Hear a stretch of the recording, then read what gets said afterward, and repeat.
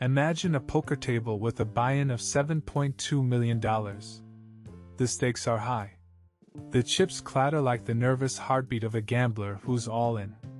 Except this isn't Vegas. It's 1867. And the players aren't card sharks. They're the United States and Russia. The prize? Alaska, a frozen expanse of wilderness. Most people think it was a land grab, a simple deal. But that's the fairy tale. The truth? It's a labyrinth of desperation, ego, and greed. And it stinks of failure. The public myth is straightforward: Seward's Folly. A quaint nickname for what many saw as a ludicrous purchase. A barren icebox, a snowbound wasteland. But what really happened was a game of deception and desperation. Russia needed cash. Fast. The Crimean War had bled it dry. Tsar Alexander II, the so-called liberator, couldn't afford the luxury of Alaska. He was scared.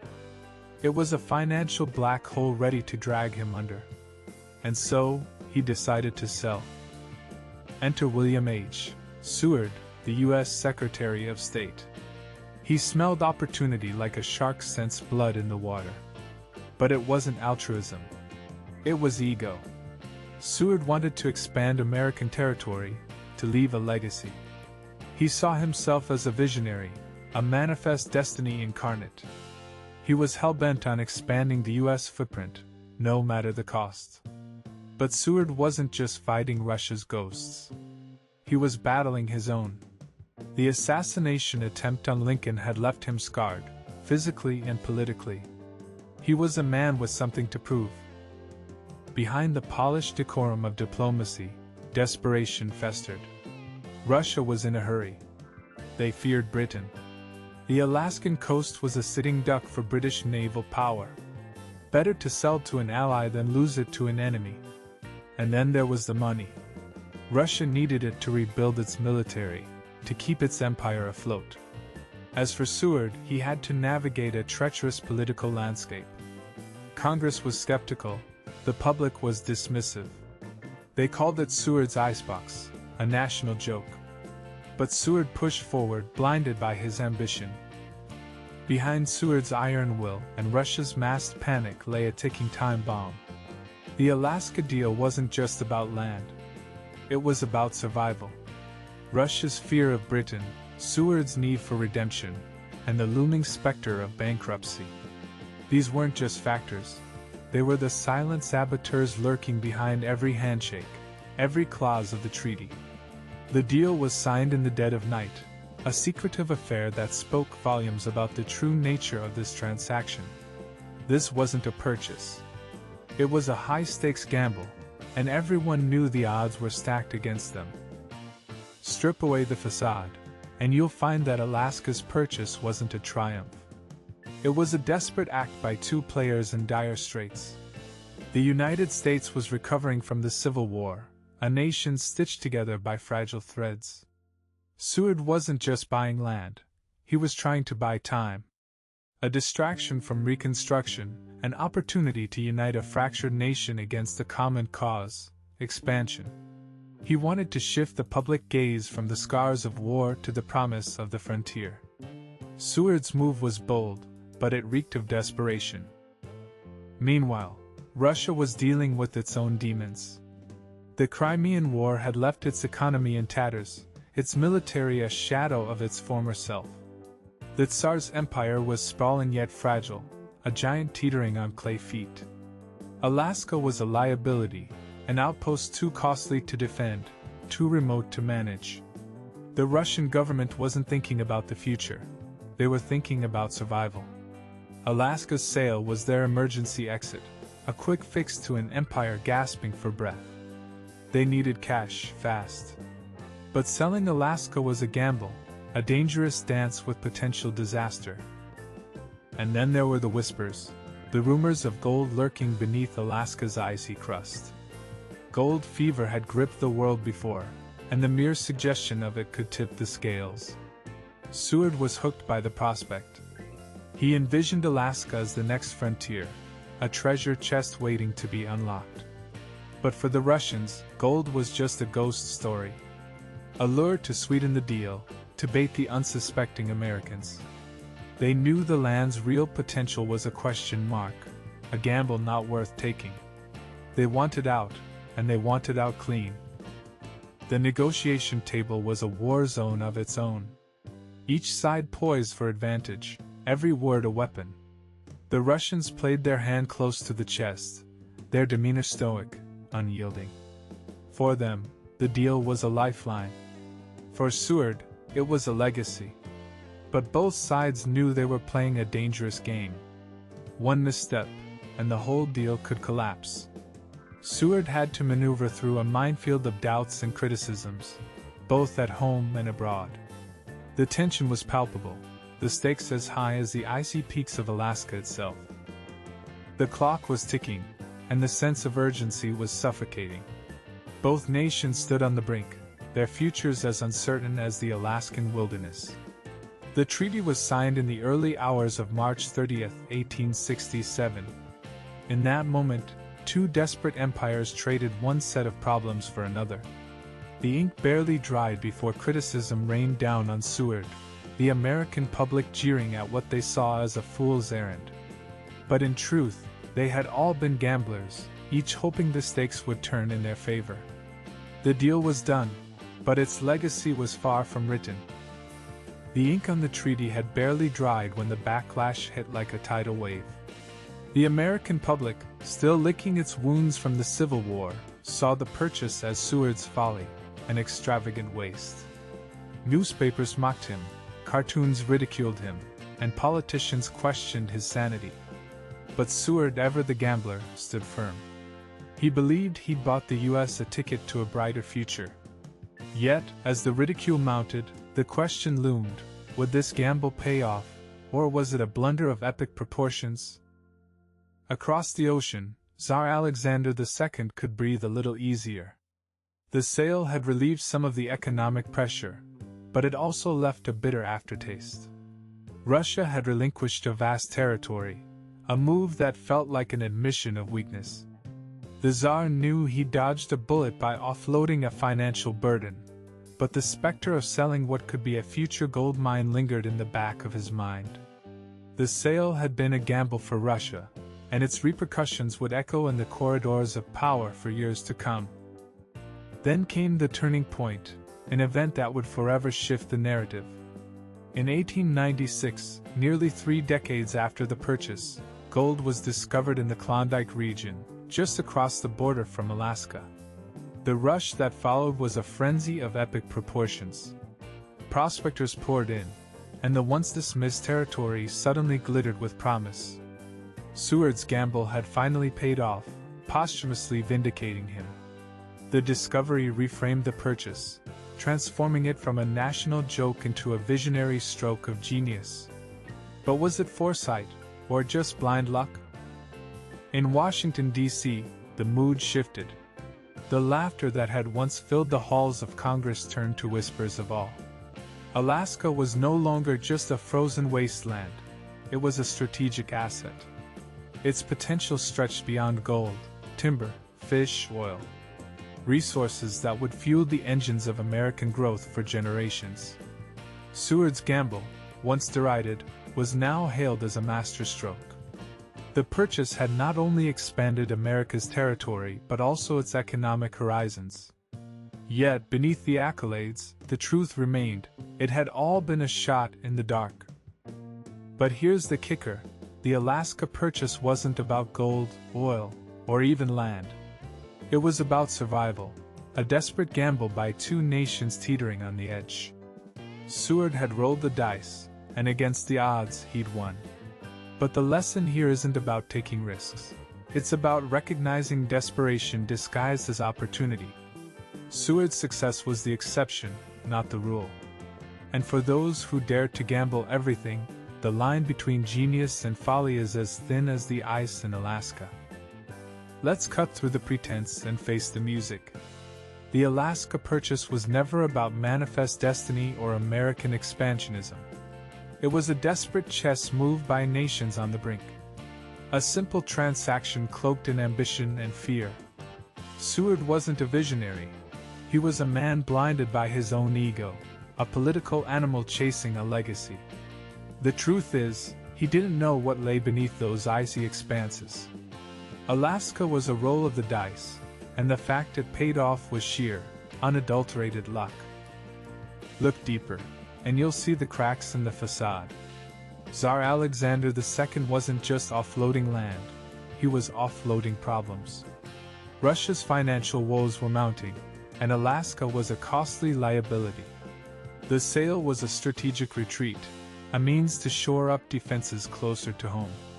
The Russian Empire was sprawling and overextended, a house of cards teetering on the edge. While the public saw the sale as a simple transfer of land, in reality, it was an act of survival, a calculated surrender in the face of overwhelming odds.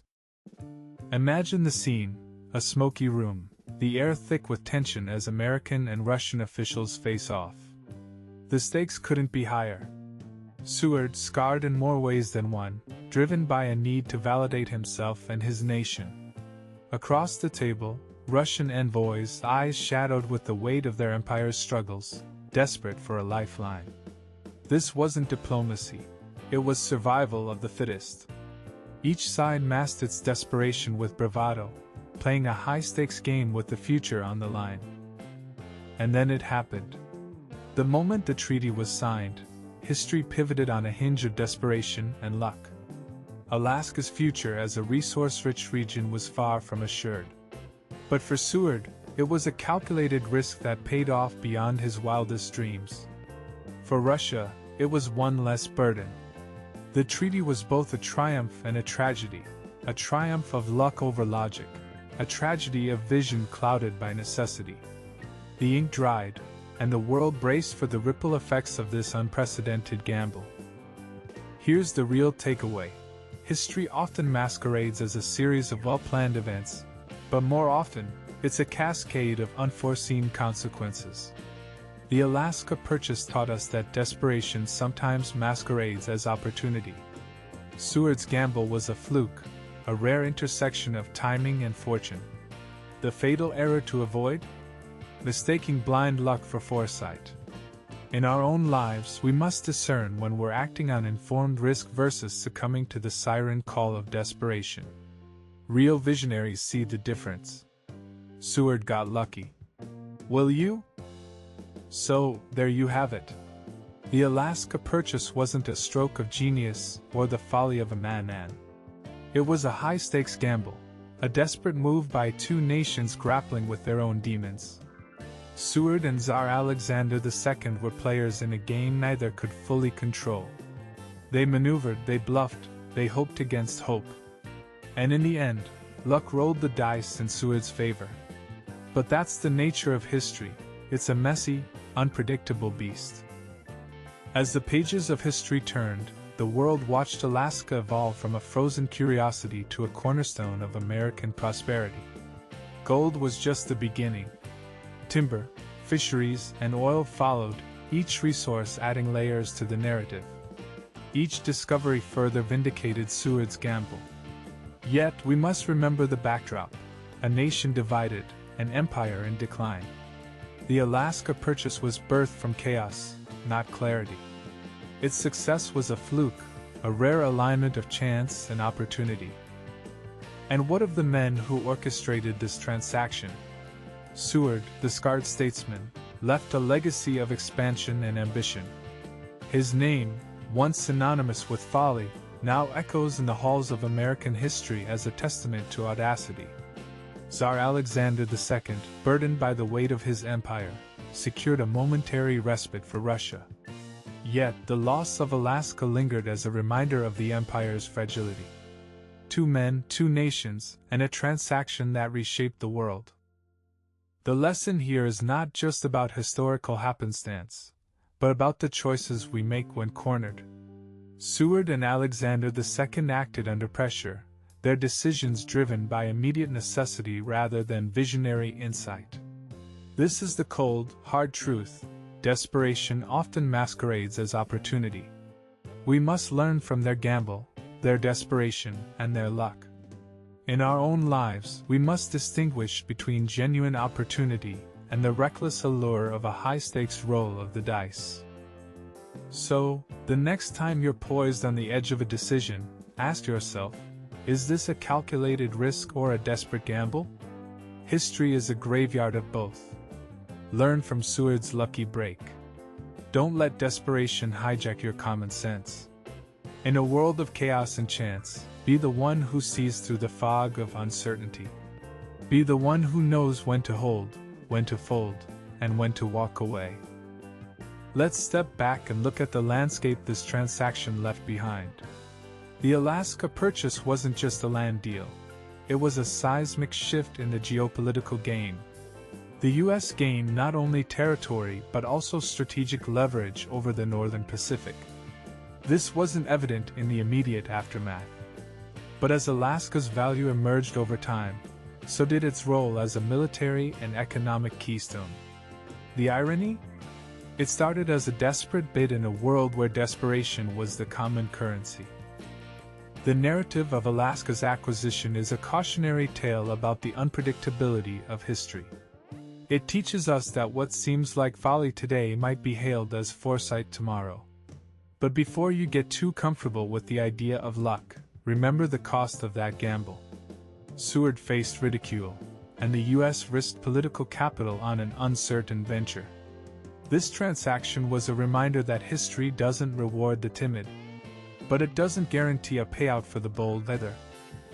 Alaska's true wealth wasn't revealed until the gold rush and later discoveries of oil and natural gas. These resources propelled the region's significance far beyond what Seward could have imagined. The purchase, initially mocked as an icebox, turned out to be a treasure chest. Yet we must ask, was this foresight or pure serendipity? Seward's vision, though clouded by desperation and ambition, inadvertently secured a cornerstone of American prosperity. The story of the Alaska purchase is also a tale of enduring themes: ambition, survival, and the unpredictable nature of human endeavors. Seward and Alexander II were players in a drama that transcended their lifetimes.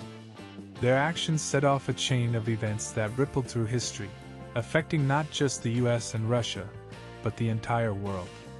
This transaction was more than mere diplomacy.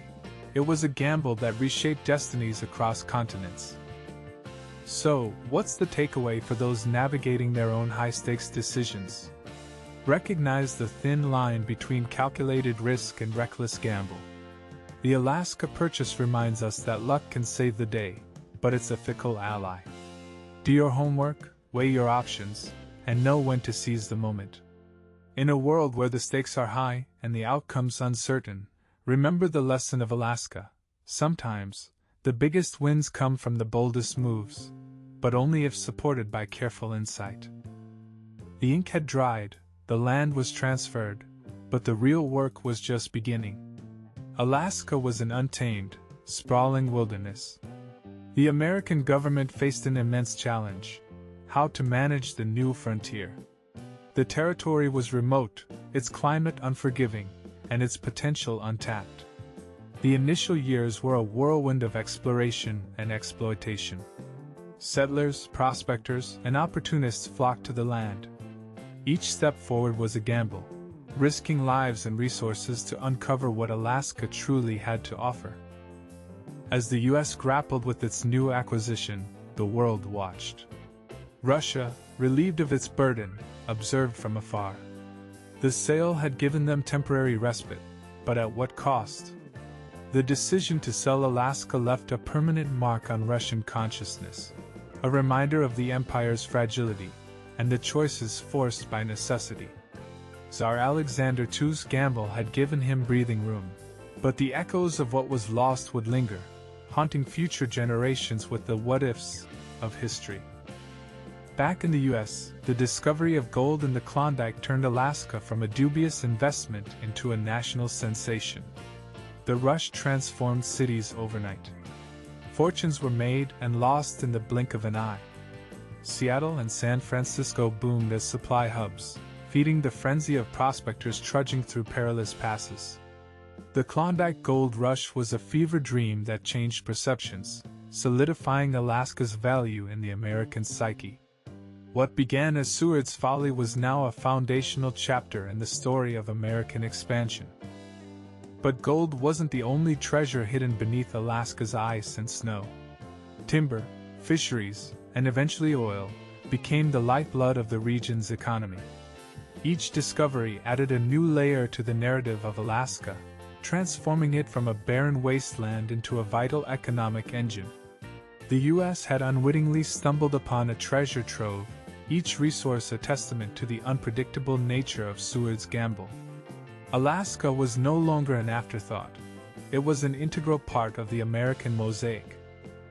In the end, the Alaska Purchase is a story of high stakes and improbable outcomes. It's a reminder that history is shaped by those willing to take risks, to act boldly in the face of uncertainty. Seward and Tsar Alexander II played their parts in a drama that reshaped the world, showing us that sometimes, the most significant changes arise from the most unlikely sources.